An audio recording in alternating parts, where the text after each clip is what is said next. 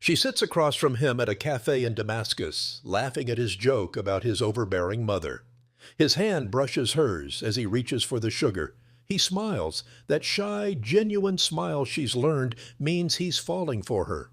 In 3 hours, she'll pass a film canister to her handler containing the Syrian military's complete battle plans for the Golan Heights. In 6 months, this man will be executed in a public square, and it will be because of her. Her name, her real name, doesn't matter anymore. Even she has trouble remembering it sometimes. But in 1967, she was the woman who saved Israel from a war it couldn't win. And the man whose hand she's holding right now, he has no idea he's already dead.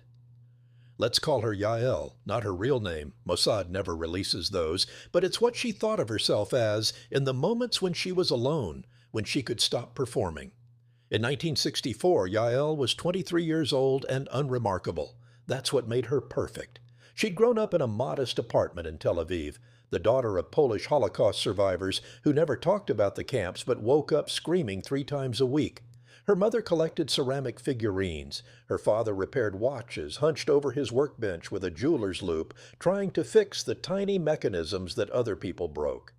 Yael studied languages at university, French, English, Arabic. She was good with accents, good at disappearing into them. Her professors said she had an ear. What they meant was she could become someone else when she spoke. The syllables changed her face. She'd had one serious boyfriend, a sociology student who wanted to marry her and move to a kibbutz. She'd almost said yes. She remembers standing in his cramped apartment, looking at the ring he'd saved for, thinking about the life spreading out before her like a map with every road already drawn. Then 2 men in civilian clothes came to her apartment on a Tuesday afternoon. They didn't say they were Mossad. They didn't have to. There's a certain way intelligence officers hold themselves, like they're always listening to a frequency no one else can hear. The older one did most of the talking. He spoke quietly, almost apologetically, about service to the state and unique opportunities for women with specific skill sets. They asked if she'd ever considered government work. She said no. They asked if she loved Israel. She looked at her father's photograph on the wall, the one from Poland in 1938 before the world ended, and she said yes. The older officer nodded slowly. Sometimes love requires sacrifice. Sometimes it requires becoming someone you're not, to protect who we are. He slid a folder across her kitchen table. We're not asking for an answer today. We're just asking you to think about whether you're willing to disappear. The training facility was somewhere in the Negev. Yael never learned exactly where. They drove her there in a windowless van, 3 hours from Tel Aviv, until the air smelled like dust and wild thyme. There were 6 other women. They never used their real names. They never talked about their families. At night, Yael could hear some of them crying in their bunks, but in the morning their faces were blank as fresh paper.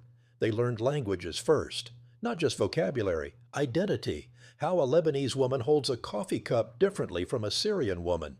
How a Christian Arab from Beirut moves through space differently from a Muslim Arab from Damascus. The micro gestures that telegraph belonging.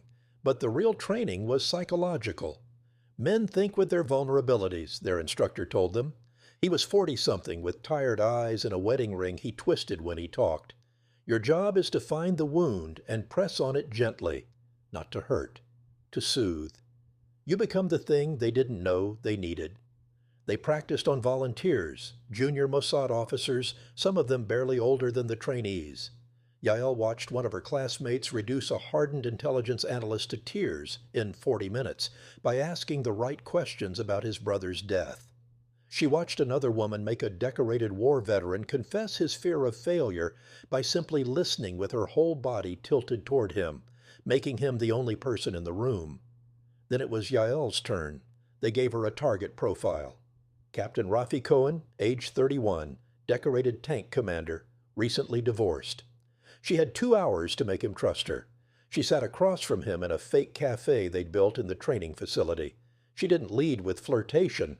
That would be too obvious. Instead, she told him about her father's watch repair shop, how she grew up learning that broken things could be fixed if you were patient enough. She mentioned casually that her ex-boyfriend had left her because she was too independent. She watched Captain Cohen's shoulders drop, watched him lean forward. "My ex-wife said the same thing," he told her. "She said I cared more about the army than about her." Yael reached across the table and touched his wrist. "Just for a second. Maybe she didn't understand that caring about something bigger than yourself is how you show love." Afterward, her instructor pulled her aside. "That was perfect. You gave him permission to be exactly what he is. That's the trap, not making them want you, but making them feel understood." "It feels wrong," Yael whispered. He looked at her with something like pity. "It will feel worse when real lives depend on it.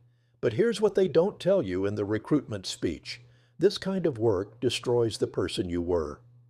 The question you need to answer now, before we go further, is whether you're willing to lose yourself to save everyone else." She thought about her parents waking up screaming. She thought about the borders thin as paper between Israel and nations that wanted it erased. She said yes. In March 1966, Yael died. Not literally, but the woman who'd grown up in Tel Aviv, who'd loved that sociology student, who'd wanted a simple life, ceased to exist in any meaningful way.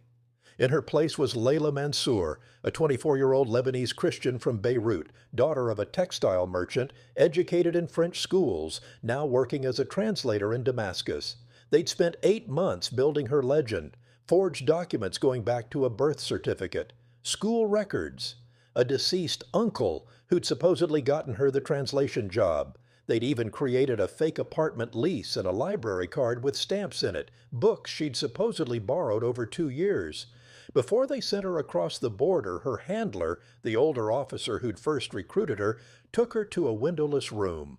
"From this moment forward, Yael doesn't exist," he said. "She can't exist. If you think of her, if you slip for even a second, people die. Your parents will be told you're on an extended assignment. They won't know where. You can't contact them. No letters, no phone calls. If they have an emergency, we'll find a way to tell you, but you can't reach back. Do you understand?" She nodded. Her throat felt like sand. "One more thing." He handed her a small pill in a plastic case. "If you're compromised, if they're going to torture you, take this. It's fast. 30 seconds. You won't feel anything after the first 10. She stared at the pill. "You want me to?" "I want you to have a choice. If it comes to that—" He paused. "Let's make sure it doesn't come to that." Damascus in 1966 was a city of secrets wrapped in secrets. Yael, no, Layla, she had to think of herself as Layla, shared a small apartment in the Christian quarter with 2 other young women, both legitimate Lebanese transplants. They talked about boys and complained about their jobs and gossiped about their neighbors. Layla worked at a translation agency that did contract work for various government ministries. It was mind-numbing work most days. Technical manuals, supply requisitions, bureaucratic correspondence. But 3 days a week, she translated documents for the Syrian Ministry of Defense. That's where she met Captain Tariq Hassan. He wasn't supposed to be her target. He was supposed to be a means to an end, a mid-level intelligence officer who might have access to useful information. The plan was for Layla to befriend him, gain access to his social circle, identify someone higher up the chain. But Tariq changed everything. Their first meeting was scripted. Layla had arranged to accidentally need help with a military document during a translation job. Tariq was in the office, and someone introduced them. He was 32, soft-spoken for a military man, with a careful way of choosing words that suggested, he thought before he spoke. "You're Lebanese," he said, not a question. "Beirut," she confirmed. "You can probably hear it in my Arabic." "No, your Arabic is perfect. It's the way you stand. Lebanese women stand differently, more," he searched for the word, "openly. Syrian women are taught to make themselves smaller." It was an intelligent observation. It also told her something crucial. Tariq noticed details, which meant she'd have to be perfect. Over the next 3 months, she built the relationship carefully. A smile when they passed in the hallway. A question about a complicated military term. Coffee in the ministry cafeteria, where she asked about his work in the thoughtful way she'd been trained. Open questions that invited confession. She learned he'd grown up in Aleppo, the son of a teacher. She learned his father had died when Tariq was 16, and he'd joined the military because the state paid for his university education. She learned he'd been engaged once, but the woman's family had broken it off because his salary wasn't high enough. I think she was relieved, Tariq told her one afternoon, stirring sugar into his tea with that careful precision he brought to everything. She wanted someone more ambitious. I just wanted to serve my country and come home to a quiet house. Layla leaned forward. Maybe ambition is overrated. Maybe loyalty is worth more. He looked at her then, really looked at her, and she saw the moment the hook set, not with attraction, not yet, with recognition. She told him he was enough exactly as he was. For a man who'd spent his life feeling inadequate, that was more intoxicating than desire. Within 6 weeks, they were having dinner twice a week. Within 3 months, he'd told her he was falling in love with her. She said she felt the same way. And here's the terrible truth. Part of her did. Tariq was kind. He was thoughtful. He brought her books he thought she'd like and remembered how she took her coffee. When they walked through Damascus in the evening, he pointed out architectural details in the old city, sharing the history with genuine enthusiasm. He never pressured her physically, never assumed intimacy he hadn't earned. In another life, in Yael's life, she could have loved him for real. But Layla had a mission. By late 1966, Tariq trusted her completely. He'd started bringing work home, nothing classified at first, just background reading, operational reports he was summarizing. He'd spread the papers across his small apartment table and ask her opinion on phrasing, using her translator's precision to sharpen his language. She photographed everything with the miniature camera Mossad had sewn into her purse lining. Then, in January 1967, Tariq was promoted. He was transferred to a planning unit with direct access to strategic military operations, and he was so excited, so proud, that he wanted to share it with the woman he loved. "I shouldn't tell you this," he said one evening, his voice dropping to a whisper even though they were alone in his apartment. "But we're preparing contingency plans. In case Israel becomes aggressive, they've been making threats and we need to be ready." Layla touched his hand. "That sounds frightening." "It is. But I'm part of something important now. Real strategic planning." He paused. "I wish I could tell you more. I trust you more than anyone." "You can trust me," she said softly. "Always." In April 1967, Layla photographed the complete Syrian battle plans for the Golan Heights. Tariq had brought them home to work on formatting. His superior wanted the documents reorganized, and Tariq was meticulous about presentation. He'd gone to bed exhausted around midnight, kissing Layla's forehead and apologizing for boring her with his work. She'd waited until his breathing deepened into sleep. Then she'd taken the papers from his briefcase one by one and photographed each page on the apartment floor, with her hand shaking so badly she had to take some shots twice. The film canister was passed to her handler 2 days later at a vegetable market. She never learned exactly what happened next. That's not how intelligence operations work. She only knew that in June, when the 6-day war began, Israeli forces moved through the Golan Heights like they'd been given a roadmap, because they had been. The Syrian positions were overrun in less than 2 days. Israel's military planners knew exactly where every bunker was, exactly where the minefields were laid, exactly where the artillery batteries were positioned. It was a strategic miracle. It was because of Layla and because of Tariq's trust. In Damascus, as the news came in of the catastrophic defeat, Tariq came to Layla's apartment. She'd never seen him cry before. He sat on her couch with his head in his hands, shoulders shaking. "They knew everything," he whispered. "Israeli intelligence knew every position, every plan. There's a leak somewhere in the ministry. They're investigating everyone who had access." Layla knelt in front of him, taking his hands. Her heart was slamming against her ribs. "They'll find whoever did this. People are dead because of this leak. Syrian soldiers, young men who trusted that we'd protected our intelligence." He looked at her with red-rimmed eyes. "How does someone live with that, betraying their own people?" She had no answer. The investigation closed in over the next 3 weeks. Mossad had extraction plans for Layla, but they needed the right moment. She continued seeing Tariq, continued playing the role, even as she felt something inside her calcifying into numbness. He proposed to her on a Tuesday evening. He'd bought a ring, modest within his budget, and he told her he'd never been more certain of anything. "I know the world is chaos right now," he said, "but you're the only steady thing I have. Marry me. Let's build something good together." She said yes. She said yes because she had to maintain the cover. She said yes because the extraction wasn't scheduled yet. She said yes because if she said no, he'd ask why, and she couldn't risk him becoming suspicious. But she also said yes because some broken part of her wished it could be real. 3 days later, her handler made contact. The extraction was set for Friday. A car would pick her up at a predetermined location. She'd cross into Lebanon, then fly to Israel from Beirut. She had to leave everything behind, including Tariq. On her last evening in Damascus, she had dinner with him at their usual cafe. He talked about wedding plans, about the apartment they'd rent, about the life they'd build. She watched his face as he spoke, memorizing it, knowing she'd spend the rest of her life seeing it in her dreams. When they said goodbye that night, he held her close. "I love you," he whispered into her hair. "I love you too," she said. It was the first time the words felt true. The next morning she was gone. Tariq was arrested 4 months later. Syrian intelligence had narrowed the leak to his unit, and while they couldn't prove his guilt, the engagement to a Lebanese woman who'd disappeared was enough to make him suspect. They interrogated him for weeks. When they couldn't break him, because he genuinely didn't know anything, they held a show trial anyway. He was executed in November 1967.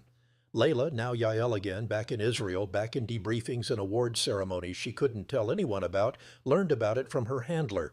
He gave her the information clinically, the way you deliver a weather report. She didn't cry. She couldn't. The person who would have cried over Tariq Hassan's death was someone she'd had to kill to survive. She never married. She worked for Mossad in various capacities for another 15 years, training new recruits, running occasional operations. She was good at her job. She was decorated in ceremonies no one attended, but she never did field work again. When people asked why, the few who had clearance to ask, she'd say something about being more valuable in training. The truth was simpler. She couldn't do it again. Couldn't look at someone with kindness and know it was a weapon. Couldn't accept love as a gift and return it as a betrayal. In 1982, she retired. She moved to a small apartment in Haifa, far from Tel Aviv, far from anyone who knew her. She taught Arabic at a community college under a different name. She was polite to her neighbors, but never close. She never let anyone know her. A journalist found her once, in the early 2000s, researching a book about Mossad operations in the 60s. He'd pieced together fragments of the story, knew she'd been involved. He wanted to interview her, to get her perspective on what she'd done for Israel. She told him to leave and never come back, but before he left, he asked one question. "Do you think it was worth it? What you did saved thousands of Israeli lives. The intelligence you provided likely prevented a much longer, bloodier war. Don't you think the sacrifice was justified?" She looked at him for a long moment. Then she said, "I gave my country everything it asked for. I just wish someone had told me the price was my humanity." She closed the door. There's a cafe in Haifa where an older woman sits sometimes alone, drinking Turkish coffee in the afternoon.